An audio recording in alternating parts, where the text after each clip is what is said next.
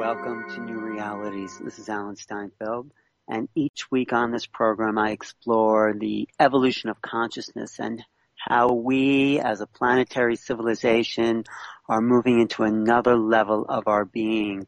This is the time of awakening. It seems 2012, people have waited for a long time for this moment, and the moment has arrived. And my guest, Inelia Benz, is going to be talking about this evolution of the body, the mind, the spirit, and where we're going, and how we can best unfold ourselves to the next level of consciousness. Hi, Inelia. Hi, Alan. How are you today? I'm very good. You have such a sweet, gentle voice. It's beautiful. Is this true that you are one of the people that, or one of the beings that have come to help us in this time of our evolution? Yeah, and it's very much a call from the collective. I'm like a collective constructed being. It's not a service as such. It's just the collective manifested this being into the planet as well as thousands and even millions of others who came in specifically to do this work. But you have your own soul's evolution, would you say, or not really? No, not really. I come in for the job and the job's done and I go back to non-being. There's no evolutionary journey before or after this lifetime. There's no attachment to evolution at all, and or existence.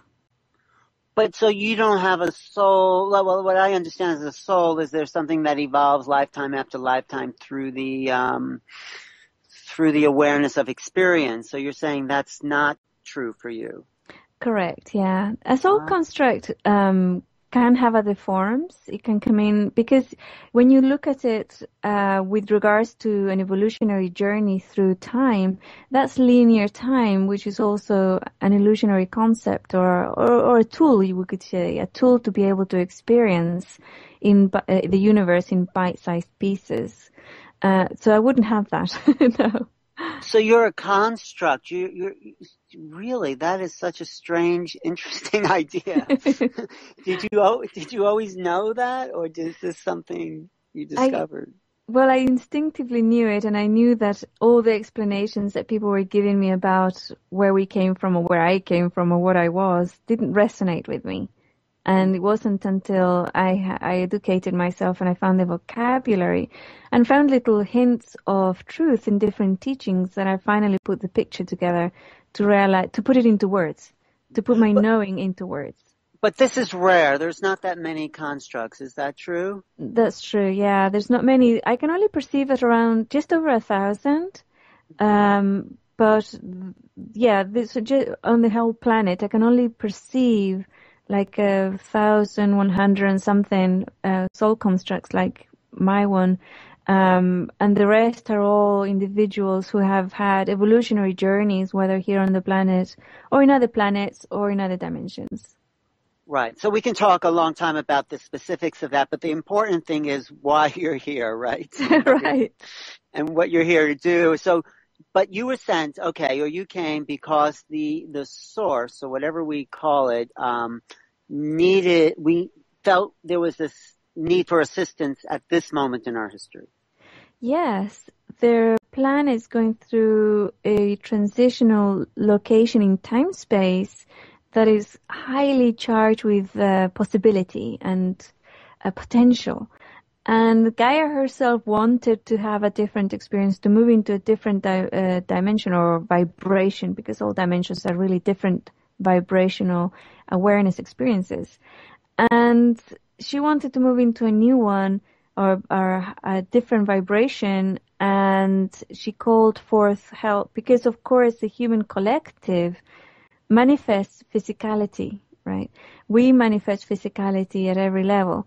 And so we have a kind of collaborative relationship with the planet to express herself here on this physicality. And she wants to have a higher vibrational physicality that's more pliable, without the light-dark dual experience in it. So that's what the call went out. The majority of the human collective also wants that. The call went out from the collective also. And many species responded around the universe to send starseeds or people beings to incarnate here to facilitate it, to raise the vibrational level so that the shift can happen. And also other beings coming directly from source were constructed especially for the job, basically. So this is though a process that has begun thousands of years ago, isn't it true? It's not just yeah. But this is the moment. Would you say this year is that moment of shift and transition, or is it still a process? It's a process. There are peak times where people really shift, they really feel the vibration accelerating. And the first time I really felt it very, very powerfully was in the 80s. And then again in 97. I felt it again really powerfully 2010. It was a really big shift then. Gaia came online big time. And then last year we had, through the summer solstice, normally these shifts at an energetic level happen on the June solstice. And it happened really powerfully then. And this shift this year began really powerfully to accelerate time and space throughout the month of June. Even we could say even at the end of, May. The month of May has been extremely powerful. And even at the end of March, we could feel the acceleration starting. But through May, it's been tremendous. And then it's coming up to June, and the June solstice is going to be a big shift. It's really going to be powerful. Wow. And this, yes. And this date of the, today when this is being broadcast, June 5th, is the Venus-Sun alignment. And does that mean anything to you? I've heard about it, and I believe that one of the things that somebody was saying is that these changes happen because of the Venus or the solar eclipse or whatever. And I think we have to really look at it the other way around. We are creating our physical environment.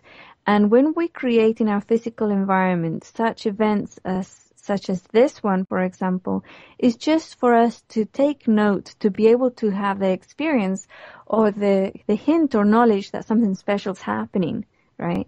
So it's more, I see it the other way around, that we marked time space with this special type of event so that it's like an alarm going off.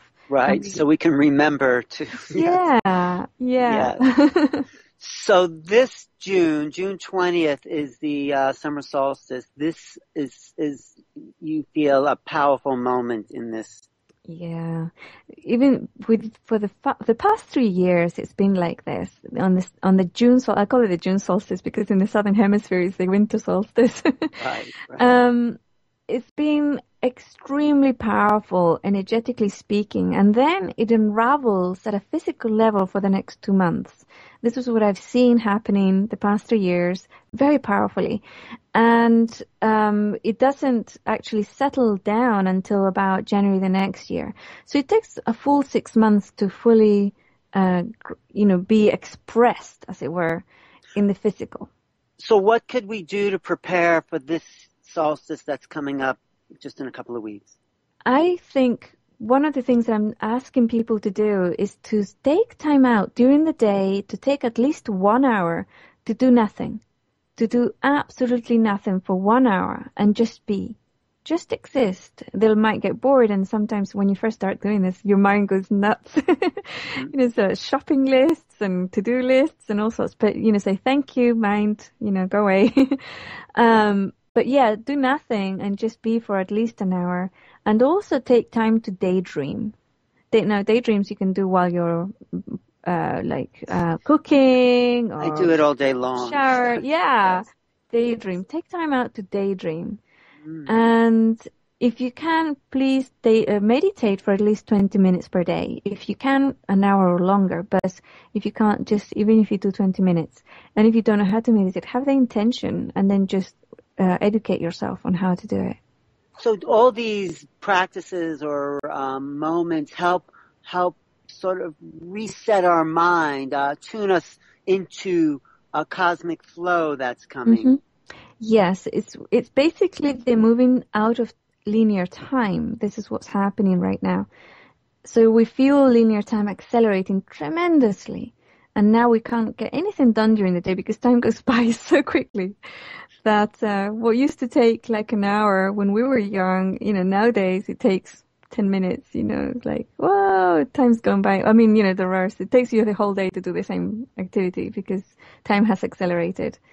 So yeah, this will move you out of linear time and space and helps with the expansion of awareness as well. So this is the dimensional portal shift that we're moving into as a civilization, one that's not based on time and space. That's what you're saying. Not linear time. Obviously, Linear time. we still have the experience. We can have an experience of universal time, which is not linear. And that's what we're moving into, which is fabulous, really. You can meet and exist in any time space with agreements, right? We agree to have an experience at a certain time, and that's why you have it. And so, yeah, it's basically a lot of people say, well, they can't see anything past 2012. So no, because there isn't anything past 2012. We move out of linear time, so the linear time doesn't exist after that. We move into universal time. Wait, so is that what's happening at the end of this year? You're saying that is the shift in dimensions? Well, when I look at it, it can happen. We can actually do it very drastically, very quickly and rapidly. But when I have been in guidance mode, I've received the information that Gaia doesn't really want to do that to her bodies. Like our physical bodies are her babies. They're made out of her material. And basically what she wants is to take about 2 to 3 generations to really shift into the new dimensional experience, the more empowered experience. However, this is for the people who are totally asleep. Right. For us, or people who really want to shift quickly, there is no limit. We can shift as quickly as we want to whatever vibration that we want. And we'll have the experience that we're still living in the same, it'll feel like we're still living in the same planet as those individuals, like relatives or friends who are still asleep. But they will actually not see us as we see ourselves or them. And maybe, we can have experiences like that now. As people look at us and they see somebody completely different to who we are. Exactly. I'm sure that happens to you all the time, doesn't it? Yeah. But so people who want this, people who've been on the ascension path or whatever you want to call this tracking of acceleration and we know it, we want it, we feel it. This year, this shift in vibratory frequencies is what can take our physical bodies to this nonlinear realms. Yes. Yeah. Okay, so what can we do for those that want that to have that happen so we are prepared and open and ready for, in a way, the impossible? Well, process one's fear. That's the best tool that you can use to raise your vibrational level, and not just your own fears, but your physical body fears, right? So process your physical body fears as well as your own fears. And the processing fear exercise that I use is extremely easy to do. Basically, you scan your physical body or your energy body or your soul construct or your mind for a fear. Or if something happens in your daily life and makes you afraid, then look for that. A lot of people, for example, nowadays are afraid of the financial collapse or war or whatever, right? Or the radiation, all sorts of things. So find a fear, and then you scan your physical and your energetic bodies and your subtle bodies and find where it's located as a packet of energy. Once you find it, you just look at it and allow it to exist there. You allow it to exist. You welcome it. And you allow it to express and grow and become as big as it can. And then you infuse it with light and love and embrace it back into oneness, which is you. I had that experience without even you hearing about this, but I did have that experience where I went into some fear and paranoia and just from something silly, and it was all in my mind, and I could feel the part of my mind creating this, and I could also feel the other part knowing that it was just a mind construct. So Yeah. I know what you mean. And it was very deep, and the body was, doing whatever it does. And I was just the awareness that the body was reacting to this idea. Right. And so that is something I guess we all can do, and that helps get rid of the lower vibrations that keeps us stuck in density. Is that what you're saying? That's right. Yes. Fear is actually not natural to the human species. Fear was a very mechanical reaction. It's like a little red flag that went up to say, "Oh, look over here, you're in danger. You might lose your body in a minute." Right? And it was hijacked and made into something way more, because it's a very dense, low vibration. It was injected into it. And so, yeah, it's not natural to us. We don't do well. We don't flourish when we're in a state of fear. Right. So that's just one exercise. I guess it also has to do with all the lower levels of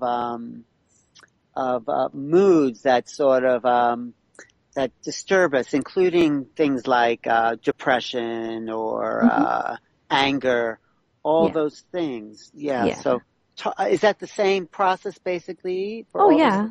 Yeah, definitely. And often you'll find that if you're depressed, for example, you look for the depression inside your fields or your physical body.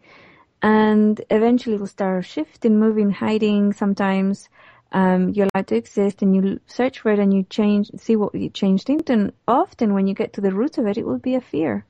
There's some sort of fear in there.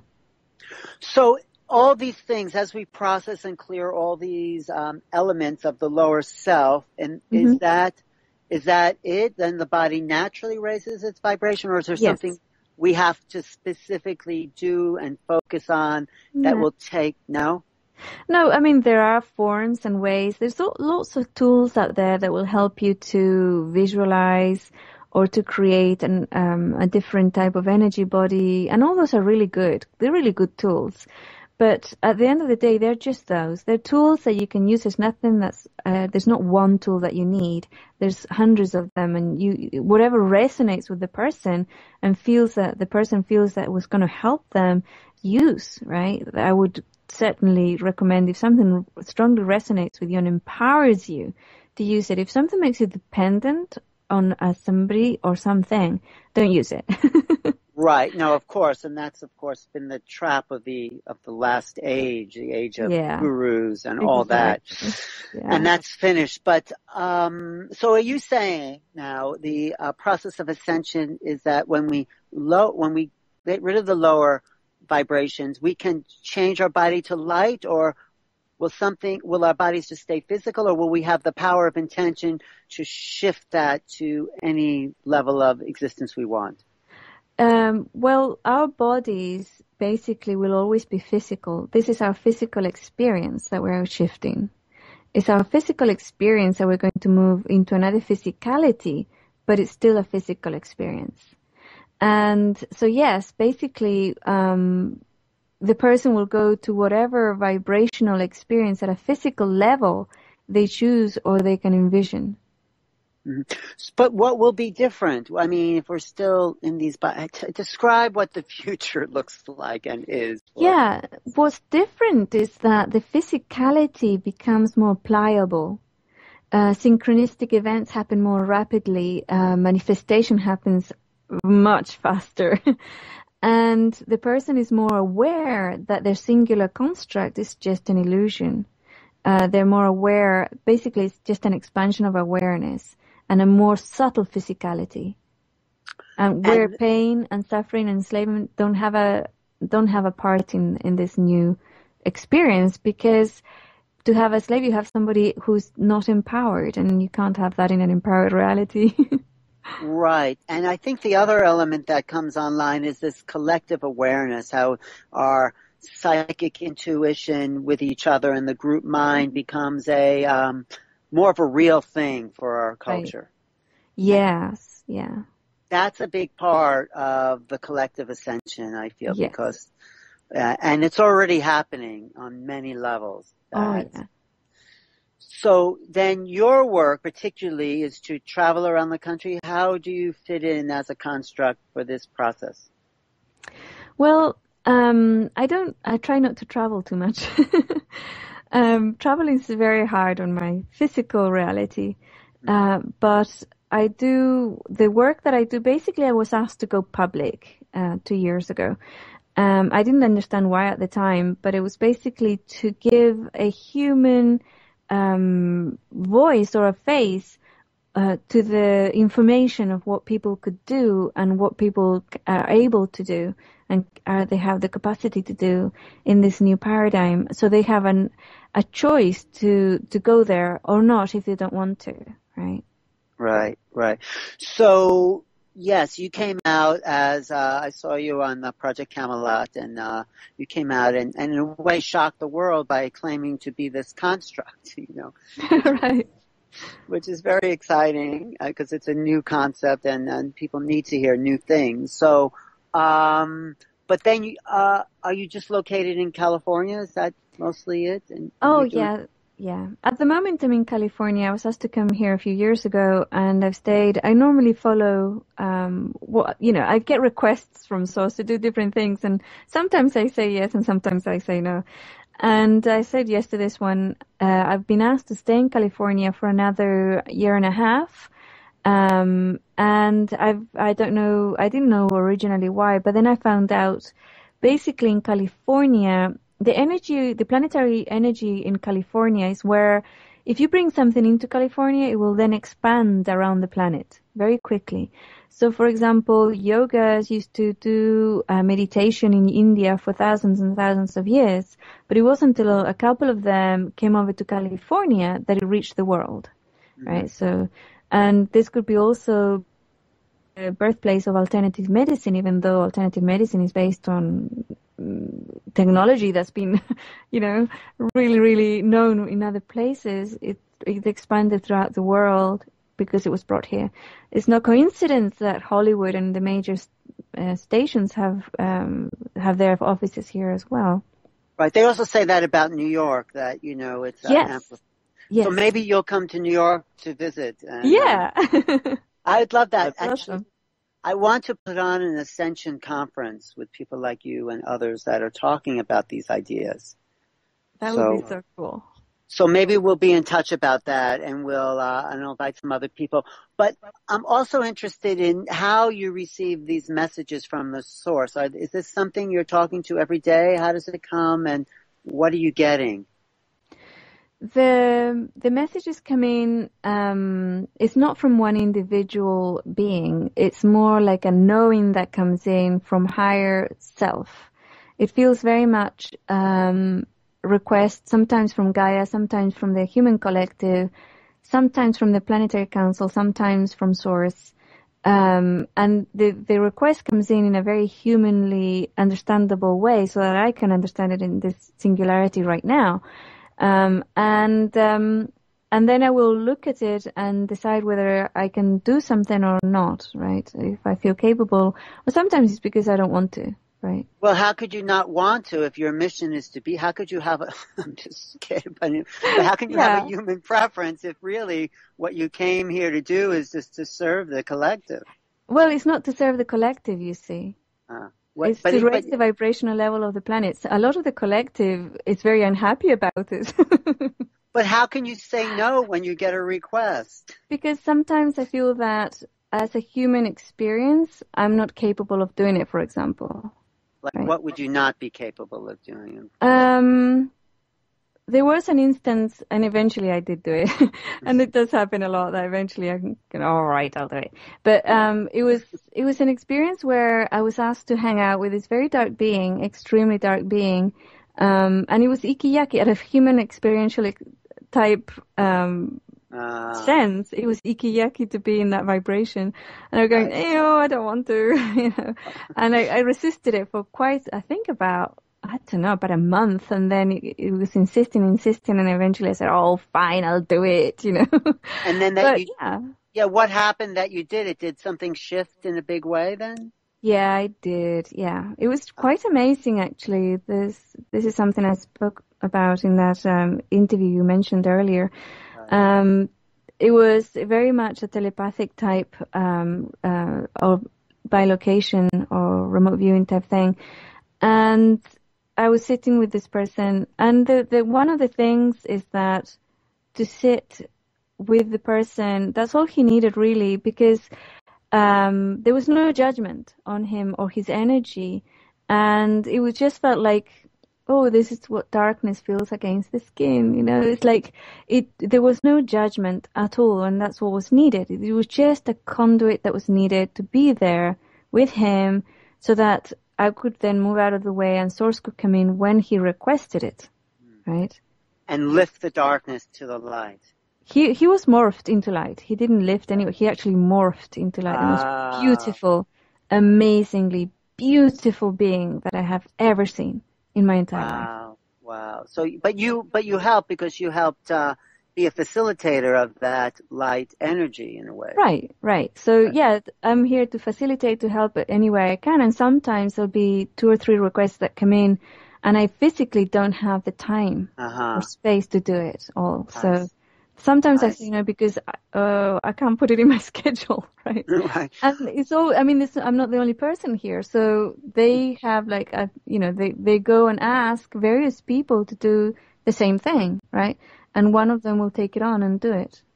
But aren't we here then to actually do that for the planet itself, for all the darkness and negativity on the planet, is to lift that as a conscious collective? Well, yeah, basically the planet's fine. She's moved on.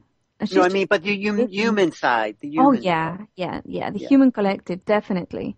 Yeah. There was the call out, and we're here to facilitate everybody who wanted to move into this new empowered reality to be able to do it, right? To shift them, to wake them up and shift them into the new, it's time to wake up. I wanted to do this. I remember now. And give them that possibility, right? And there's many, many people who don't want it. So for them, they're not very happy about it. Well, they just don't want it because they think the illusion of what they have is better than the unknown of what they can become. Exactly. Yeah. So, but when you talk, because we can all talk to the source, is it in dreams, or do you dream, and does it come to you somehow in these altered states, or? Yeah, sometimes it'll come in, when all different locations, I'll be driving my car or talking to somebody, and wham, get a new data input or some request or something, or some information comes in. Often though, it will be either before or after my meditation, or moment of silence or silent contemplation. And sometimes it will be because I'm curious about something, although curiosity is something very new to me. I would wonder, or somebody will ask me, what do you think about that? And I go, I wonder what I think about that. So I just tap in and see what it is. But yeah, it's there all the time. It's there all the time. It never stops. So how could other people tap into it, do you think? Yeah, one of the things is to meditate every single day, or to be in silence. Be silent for, even if you can do half an hour in the morning, half an hour in the night, more if you can. Just be silent, not speak or read a book or watch TV. Just exist in silence. And then to find out whether you're listening to your ego or to some other entity that's pretending to be source, there's a training that you can do. It's very simple. It's basically to read or to learn to touch, to contact your physical body. Your physical body is your greatest tool. And basically teach it to tell you when something resonates 100% correct, and when something resonates in dissonance, it doesn't resonate quite right. So you can teach it by saying, for example, you would say, my first name is Alan, or my first given name is Alan, and that resonates completely in your entire body, right? And I think there's other names that could resonate more, but I don't. But I know what you mean. Yeah, was it your given name though? Yes. I mean, exactly. I do know what you mean when something resonates. There's a sense of elation Yeah, yeah. It's Yes. completely resonant. So my parents gave me the name Alan. That would resonate 100%, right? Yes. Yes. I think so. So Yes. exactly, but you immediately spotted the dissonance there. You said, I'm not sure because I know I have other names, right? Yes. So Yes. that's exactly what we do. You know, Mhm. that's exactly what we do. We find something that's factual and then if it doesn't quite resonate, we change the wording until we get that 100%. So with your name, we said, yeah, it was the names that your parents gave you, and that resonated 100%.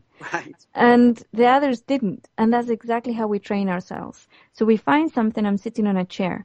And at one level, a physical level, I would have to really put, for me, for that to resonate properly, would have to say, my physical body is presently in an illusionary linear time space where she's sitting on a chair. And that actually resonates. But if I just say I'm sitting on a chair, it does not resonate at all. Because it's not you, but whoever you are is not. Yeah, I get that. So when what you're saying is when we have truth, when we hear truth, when we know truth, there's a physical sensation that lights up the body. Yeah, yeah. It's like a feeling of love almost. Yes, Yeah. There's an expansion, and so when you meet somebody and you feel that, there's a resonance in the connection that is there for, I think, our evolution. If that's... Yeah, that might be true. Yeah, I haven't looked at it that way, but yeah, that sounds like a really good tool. Yeah. That's what I'm experiencing now, this opening of love, because it comes down to love. And I think it does. All these ascension, evolutionary movements are about expanding into love. Yeah, or being love, because that's our building block. Just going back to our natural selves. That's what we're doing. Mm-hmm. But yeah, no, I agree. But it's interesting to hear you say that you're not the body. I mean, which is true. None of us really are. But how do you see yourself if you're not the body itself? Well, I would say I'm not the body. My physical body is an entity in itself. All of our bodies are entities in themselves. They're elementals. And they have an intelligence. They have a previous track record in evolution and everything. And we're just having a joint experience with them. And when we join with our physical human bodies, we become human. The joining of that soul construct that doesn't need a body to exist with a physical elemental body who's had their own trajectory, when they join together on planet Earth as a human being, that makes the human being. That's what creates a human being. Right. And so for me, it's exactly the same. But at the same time, when you say, well, who are you or what are you? I actually don't exist. It's like that's the most resonant answer I can give, because as far as I'm concerned, this construct in Inelia Benz is just a conduit for communicating a certain message, to bring in a certain vibration, and to help raise the vibration level of the planet. But she's irrelevant. She's not important in any way or form. And she's not, she's extremely transient. She dissolves immediately every second. She doesn't, right? So. But you have emotions. You feel, you love, you are happy and sad, right? I mean, Yes. I've had to learn to do all those things so that I can communicate. Because at first it was just experiencing without any kind of reaction. And often, even now, we have to be angry now. Otherwise they won't understand. Because often when you're speaking, for example, to somebody who's very angry, unless you become angry too, they won't hear you, right? And sometimes it's like, okay, your body's in pain right now. You've got to be in pain. You have to feel this pain. And that has actually been a bit dangerous, because I was in a situation a couple of years ago where my physical body was in extreme pain. And because I wasn't reacting to it, she nearly died of shock. Right? Because I was looking at her like, oh, how interesting. She's in a lot of pain. And I wasn't, engaging with it, as it were. It's a difference between reacting and responding, I suppose. There's a difference between those two. But yeah, no, I think it's very interesting and it sounds true. But what about those masters, like in the Hermetic traditions, that were able to infuse their bodies with total spirit and then kind of roll up their reality and raise the body to other frequencies, other dimensional frequencies. So in a sense, their body, mind, and spirit become one. Yeah, that's totally possible, and that's what's happening now. This place in the universe where we're going through right now opens up the possibility for everybody on the planet to be able to do that. And not just raise, but go low as well. It doesn't have color or judgment. We can go wherever we want. Do you think there are places that are portals of energy that make this easier? Places like Sedona, Mount Shasta, or it doesn't matter where we are? No, definitely there are locations on the planet which are higher vibrational, so these shifts are easier when you're there. Yeah. What have you found? You want to tell us of a few that you found? I found quite a few. It's just tiny little pockets, right? So I couldn't really give you one geographical area, but I mean, even walking through a city, sometimes you'll find a spot and you go, whoa, here it is. But yeah, most people will be familiar with Sedona and Mount Shasta. They'll be familiar with places in Spain that are high vibrational, and South America as well. This month I'm going to do a retreat down in Vilcabamba, for example, and it's in Vilcabamba because it's one of those locations. So, where is that, Vilcabamba? That's in Ecuador. It's in Ecuador, South America. Your body's originally from Ecuador somewhere, or Chile? No, Chile. Chile. Yeah. Several hundred miles away. Well, it's all South America, but it doesn't. No, I know. But so these places, these portals where it makes the transition easier, is this where the time-space matrix then overlays into other dimensional frequencies? Yes. Awesome. Ooh, the Lake District in you can see fairies and everything there. Oh my goodness. Where's the lake? Lake District in England. The lake did, really? Yeah. Oh my goodness. You have huge pockets there of where the veil is very thin between dimensions. That's where fairies were photographed years ago too. Yeah. So there's I come across places too in cities and in places I've traveled. Actually in France, the south of France. There's there's a book called The Portal by a woman, Patrice Chaplin, who maps these places out. Awesome. In the south. Yes, yeah, I was at Rennes-le-Château, which was another one of these places in France. And, so more of this time-space, non-linear understanding will become part of the new sciences that are emerging. Can you talk about that? As our science and quantum understanding evolves, we're creating new technologies that will assist the shift and the awareness of who we are in these other dimensions? Yeah, I've heard some information about some of these technologies coming in. I think people, when they can use them, or they would be benefited by these technologies, they will find them. Now, with regards to science, quantum physics obviously was the first one that we know of that really started opening up a little bit of what reality really is like. It's a tiny little speck, but it's still better than what it used to be before. And, but for example, I was talking to somebody the other day and it's saying basically biology, for example, and quantum physics haven't realized that they're interchangeable. You need a marriage of the two to be able to understand the physical body, for example. Oh, because the biology is a quantum reality. Yeah. The physicality of DNA is multidimensional. So, and yeah, it's quantum. So that means then that as we accelerate our frequencies, the DNA that forms our multidimensional bodies can start to be activated, so we start to live in these other realms with consciousness. Exactly. Yes, you got it. Okay. Awesome, isn't it? Yeah, it's very exciting. Are you aware of your other bodies, your multidimensional bodies? Sometimes, one of the things that is really funny about my physical body is that most people, when they look at it, they see something different. So somebody will see someone really dark with, like a really dark skin, Yeah. and kind of looking that looks like from India or something. And somebody else will see something completely different.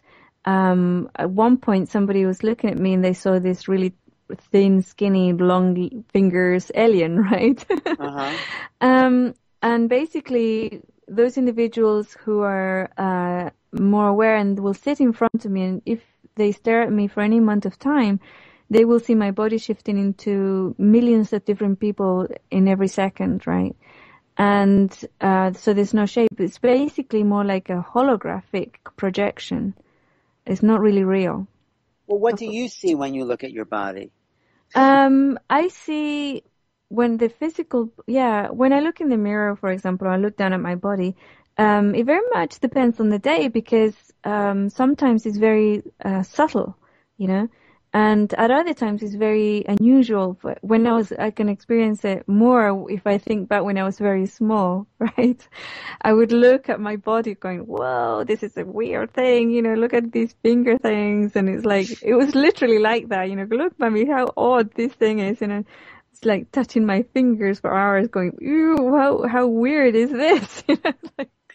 So, yeah. So do you have the sense that you're actually not your body, but you're like wearing your body like a piece of clothing? No.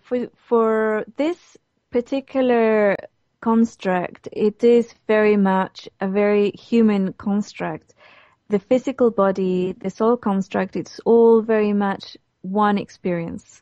It isn't a different experience or a bodysuit or anything like that. It's very much one experience that was created and designed in order to be able to be a conduit for information and vibration. I see. So then let's talk about the ideas of aliens and ETs and all that, and how that fits into the whole picture of ascension and change and transformation and opening up. Because I'm sure you've had experiences. Can you tell us about that? Yeah, basically what we think of as aliens are really our cousins. We're all very much related. And anything we do here affects them. That's why they have an interest in what we're doing here. There's obviously different vibrationally driven species. Some of them very dark, some of them very light. If we're looking at vibrationally as colors. And they have different agendas. They have different wishes. Some of them are just here to observe. Some of them are here to help the choice of the planetary council and the Gaia and the collective, the human collective, do the changes that we need to do, in both ways. And they're just facilitating. There's a species that I'm very fascinated with that I recently had awareness of, which are what we might call architects of physicality. And they come in after a decision's made through these shifts, and they will facilitate. They're architects, they're not gods. Although some previous or more, some people will think of them as gods, but they're not gods. They're just architects. It's like, okay, you want to build a house, right? Who do you call? You call an architect, and you tell them what you want, and they'll draw up the pictures. Uh-huh. And often this architect will also have contacts throughout the industry that can actually build your house. And they will be there supervising that everything's done properly. And this is this species that I have recently become aware of that became extremely not powerful, but very, very visible after this the solar eclipse. And basically they're right here for all of us to be able to work with them if we want to create our new collective experience as well as our individual experience. So how could we work with them if we want to accomplish something or do something? What do you suggest? Well, there's two ways to work with them. Unconsciously, we're all working with them all the time, right? And consciously, this is I think this is the real question. How can we consciously contact them to say, look, I want to be consciously creating my new experience. And that's exactly what you do. You put out the intention that you want to consciously create your experience rather than unconsciously. And that's all we have to do? It's that simple? Yeah. And then be open to receive them. And if you have fear about it, you just process your fear. But do they look a certain way? Do they have a physicality? The only word that came through, and this has a lot of charge for some people, is draconian, like the dragon. Yeah, the dragon thing, the dragon energy that has, because it's non-judgmental, they don't care if the reality we want to create is light or dark, gray, or has no color. They don't care. Really don't. They have no judgment. They're architects. That's all they are. But of course, other people have seen them being used to create very dark creations, and they think that they're evil because of it, but they're not. So that's where all the negative draconian stuff comes in. Exactly. Yeah. Because we are part reptilian or draconian. I mean, our reptilian brain has elements of that frequency. Yeah, absolutely. Yes. So because of that, we can resonate with those beings because we're probably part of them, or they're part of us in some ways. Yeah, they're cousins. So have you met any others? That's very interesting, but have you met others that are around and interact? Yeah, when I was small, I didn't have, like I said, I had no idea how to function within this planet or communicate with other people at a human level, right? Because just telepathically having conversations with other people would freak them out. So I had with to other learn, beings, the non-physical beings. No, with other people like humans. Oh, right? Oh, what you would say, you mean the things that would come out of your mouth would freak them out. No, would actually, if all of a sudden a person was sitting in a room and would hear my voice in their mind, that would freak them out. Okay. Right? So basically telepathically realizing that I was talking to them directly would freak them out. Okay. So I had these little guys, two little beings that looked like children, like 8-year-olds, with their heads were slightly bigger than a regular human. They were wearing wigs and children's clothes, and they would hang out with me at a physical level and teach me. They said, okay, so no, don't communicate that way. This is the way they communicate. And you have to open your mouth and speak and say these words. And, and then when there was a point where they tested all three of us, I have 2 siblings, for intelligence and stuff. And they were telling me what to answer so I wouldn't attract any attention. And things like that, whenever I had a question, they will pop up and answer the question, and they were very, very good. They would also play teddy bears with me in house, like all these things, have tea in the afternoon and everything. And they were alien. They were not human. At one point they said, okay, you won't be able to see us anymore because that would make it extremely hard for you to behave normally as a human child. So, but we'll always be here. We're always going to be here. Whenever you need us, we're going to be here. So no worry about it. I wasn't worried about it.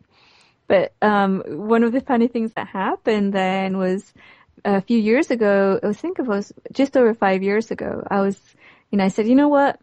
I'm in my 40s now, and this is ridiculous. You're still invisible. Honestly, why don't you just appear to me and we can have a proper conversation like we used to? And they're saying, no, because your body will freak out. And so you're going to be afraid. And I said, no, of course not. It's like my body wasn't afraid when I was a child, and I'd be fine. And they said, no, honestly, you're going to be. I said, no, come on, just do it. And they did. They appeared right in front of me. And my body freaked out. I screamed and ran out. Really? Yeah. Oh, too bad. Stop screaming. And my body just wouldn't stop screaming. And she just ran all the way down the stairs and everything. And they were laughing. It's like they laughed so hard. But couldn't you control your body not to freak out? No, because it's body issues, it's body fears, right? The physical body, if somebody sneaks up behind you and goes, boo, like the body doesn't like that. The body does not like people popping up behind them. They don't like people materializing out of thin air. Bodies don't like to be or think even that the physical universe is not really there. Physical bodies don't like things that are out of, out of physicality. But that's where we're moving to as a... Yes. Yeah. So how do we prepare our bodies not to freak out? How do you prepare yours? We process the fear. We process the fear because also that's a program, right? It was injected into the body at some point to be able to not to not even see, because we often just see what we want to see, we choose to see through our physical body. So yeah, just process that fear and you'll be able to do it again, you know. So are you going to process your fear to call your friends again? Yeah, totally. Okay, I want to be there.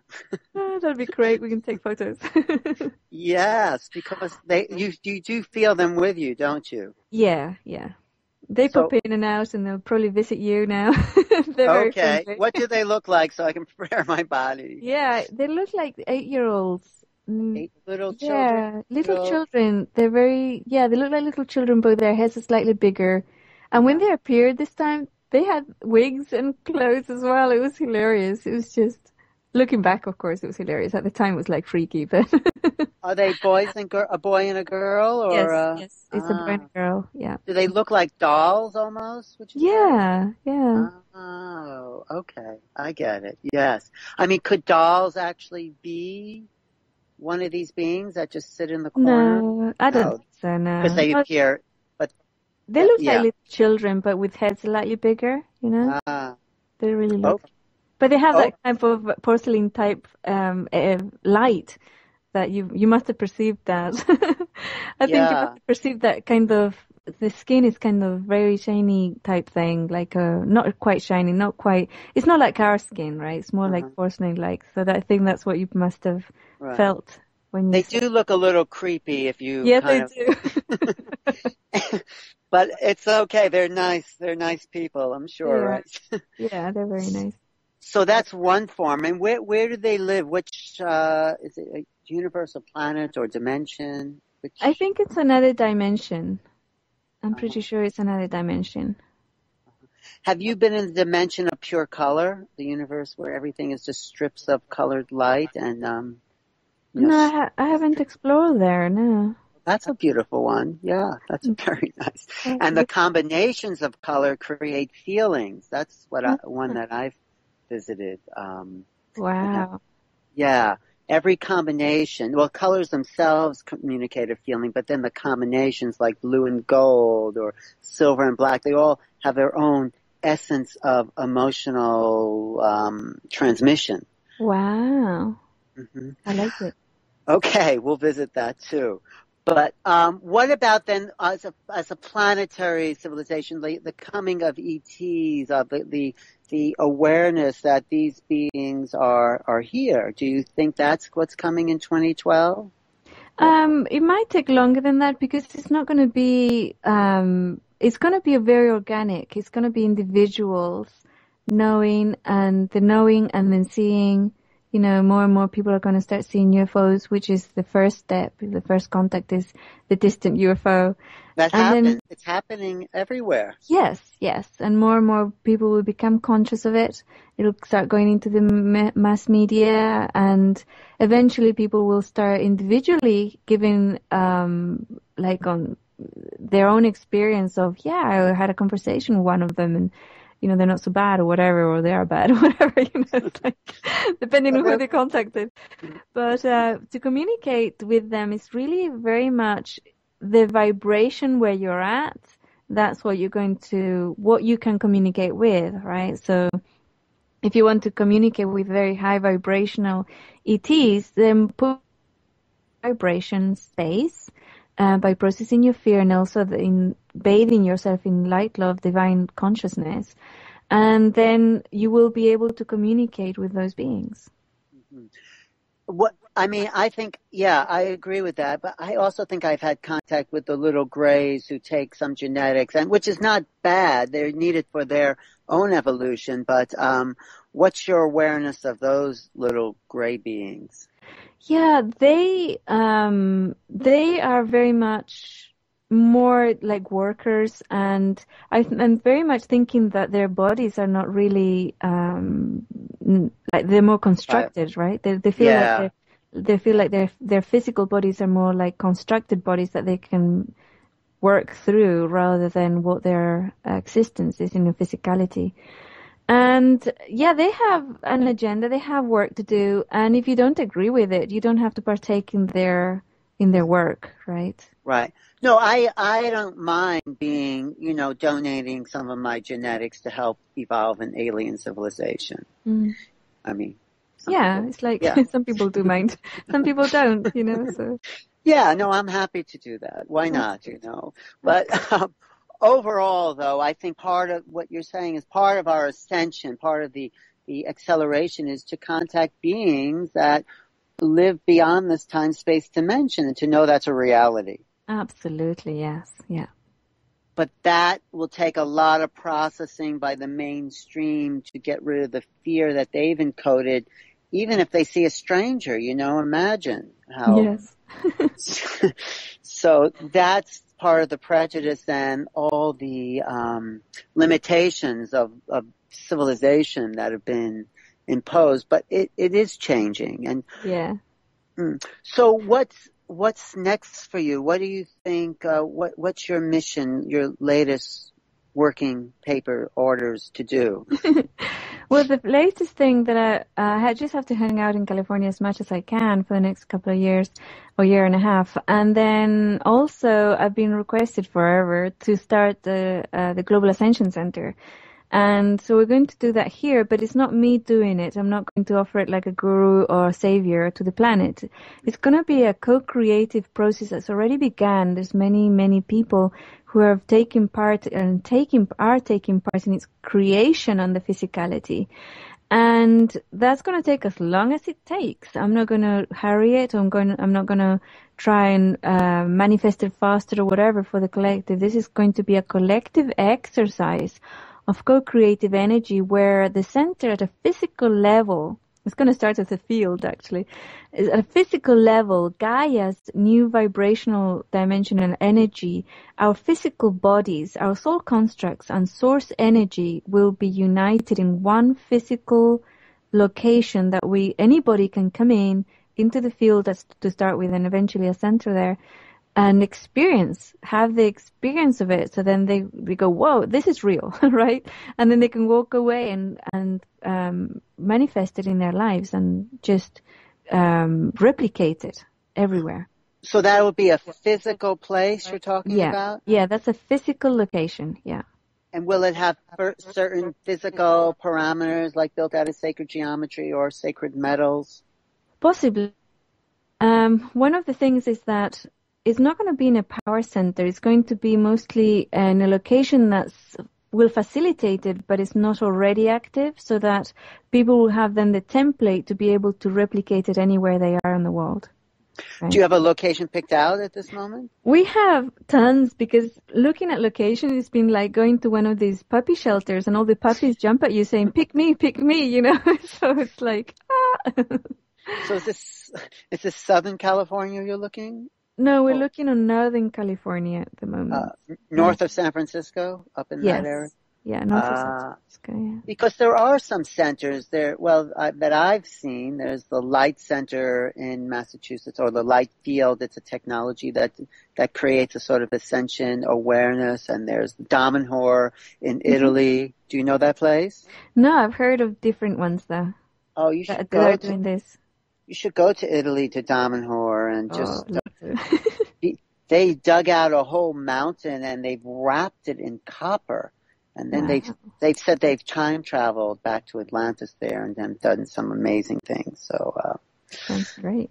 It is. So, thank you for what you're doing, and my vision is to hook up all the people, or as many as I can, who are working in these different avenues of new thought, of ascension, and see what we can create when we connect the dots. Yes. You're like you said, New York is it's very similar in energy to California, so if you can, create something there, I'll definitely come. Okay, then I will work on it. I will. I'd love to. I work a lot with J.J. Hurtak. You know his work, Keys of Enoch? Oh, he's a brilliant person. He had 3 days of ascension with his body, and he wrote about it in the Keys of Enoch. Wow. You should look up that book. You might enjoy it. It's very multidimensional. Keys of Enoch, Book of Knowledge. It's a big white book. Okay. J.J. Hurtak, Hurtak. He's been a guest on my show, him and his wife, Desiree, many, many times, and they've are bringing that level of awareness to many, many others. But I think it's great that you're doing it in your style, in that, with such a cute little way that you're doing it. Yeah. Yeah. It's very nice. There's loads of individuals who are doing it in their own way, and it's just about being genuine, being themselves. And in different, we all are touching different members of society, because they resonate with all of us or differently. But it's the same message, it's the same information.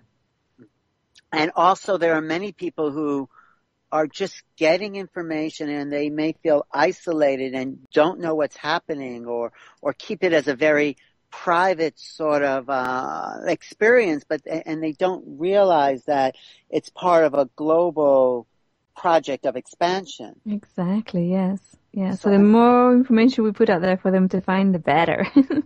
Right, because it's not, it is in a way an individual experience, of course, but it's also a collective experience. Yes, it is. And so if people are listening and they think that they are strange or have just had some unusual experience, they can know they're part of something huge that's happening to the field of consciousness itself. Yeah. So if people want to reach you or find your website or... it's Ascension101.com.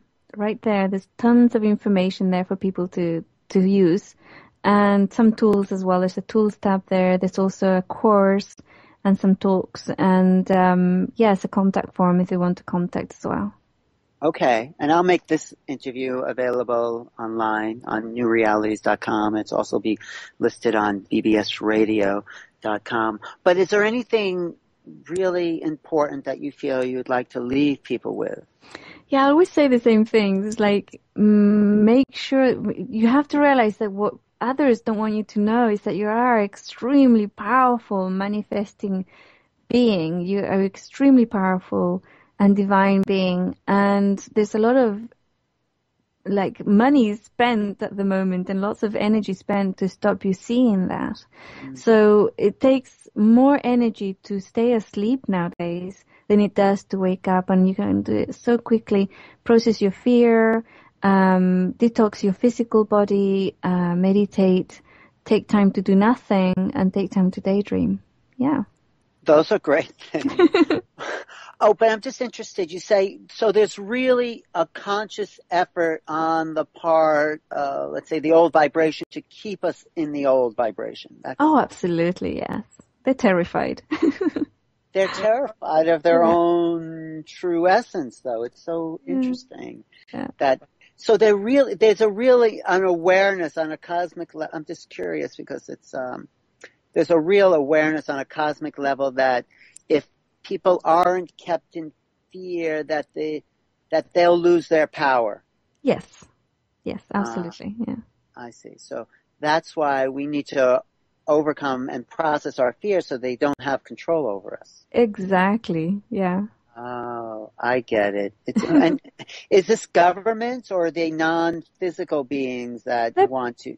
They're both, but also we're not victims because we actually manifested them. They're part of our own manifestation for experiencing light dark, right, as a collective species. It's just that their time's over and, they're going to have to go away now.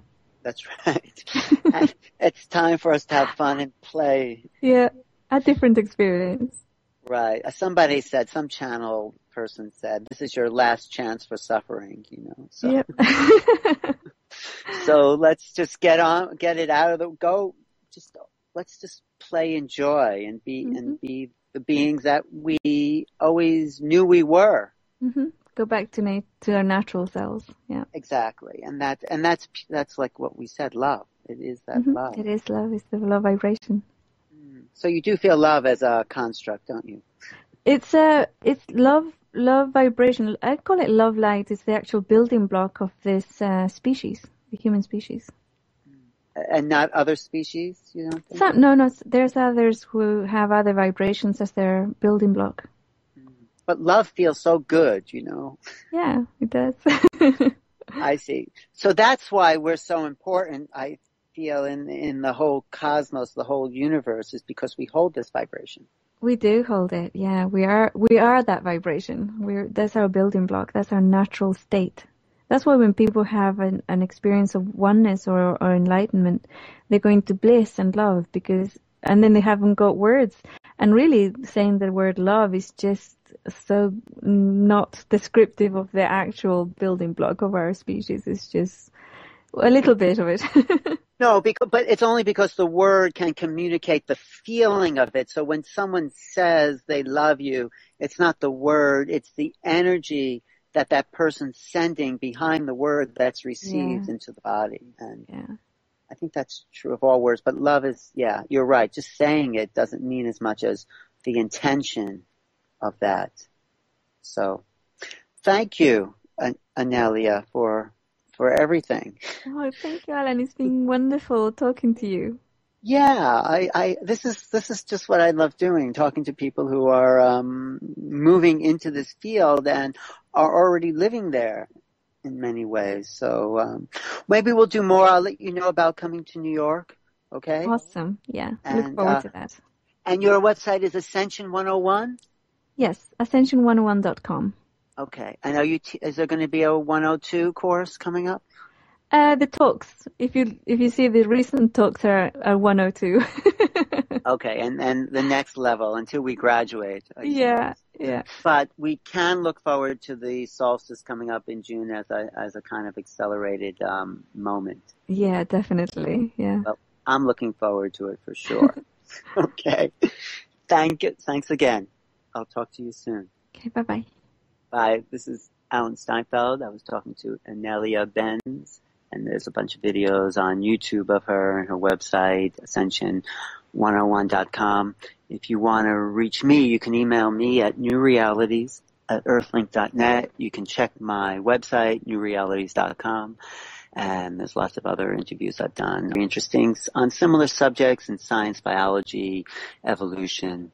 So stay tuned, and thanks for listening, and we'll catch you next week. Good night.